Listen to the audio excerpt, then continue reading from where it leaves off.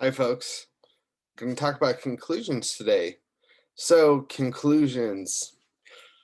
What can I say? I've read many conclusions in my life, and a lot of times it feels as if the person kind of ran out of steam when writing their essay. For example, we've all had a 2-liter bottle of soda in the fridge for weeks, and it's just been hanging out there that last little bit, and you open it, and there's no more fizz and just sort of sludge and just kind of just feels like milk when you're pouring it.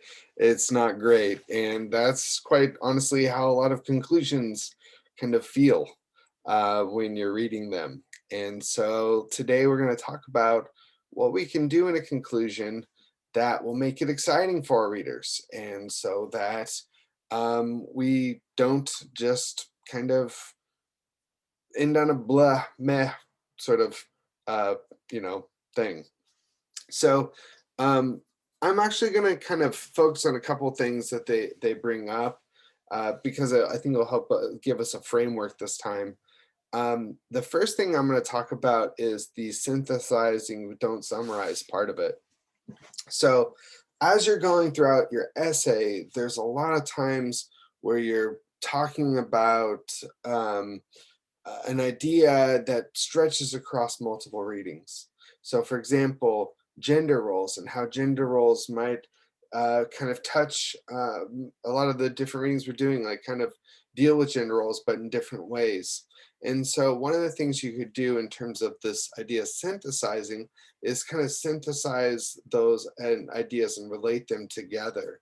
And so that it's a good way to kind of connect a lot of these topics that you've gone over, but maybe um, hadn't weren't able to transition between them as much as you liked, or it wouldn't make sense in the way you're doing in your paper. So one of the things you could do at the end is kind of synthesize and connect these ideas together.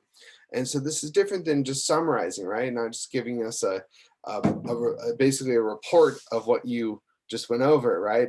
That's almost like the equivalent of watching a movie and then watching the trailer for the movie right after it, right? Where you're just kind of summarizing everything, synthesizing those, connecting those ideas together, right? And so that's what that's trying to say there. I think they could have gone into a little bit more detail about it. So hopefully that kind of makes sense. The other thing to do, as they mentioned, which they do go into a lot of about, is kind of so what? Like, okay, well, why was this important?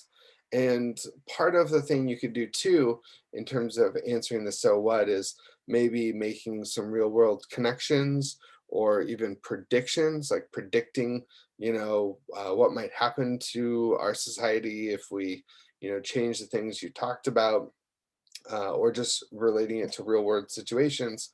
But this idea of answering so what, like, why does this matter? That's something you can also do. Um, Other things here, you know, uh, just some practical stuff, good things to kind of think about, and other things to avoid. I want to stay more on the positive though about what you can do. And personally speaking, I think the synthesize, don't summarize, and the so what are the two that kind of stick out most to me. It's also something you could do together, right? You could answer so what, why does this matter, while also synthesizing those ideas together. That's not mutually exclusive. All right. Well, I hope this helped you. This reading helped you gain a little bit more insight into conclusions. As you'll notice on the samples, that these conclusions need a lot of work, and they fall into the soda analogy that I made earlier. So that's just something to think about when you're writing your conclusion. As always, if you want to talk about this concept with me via email or any other means, please let me know. I'm always here for you to go over these things with. All right, everyone, have a nice day. Bye.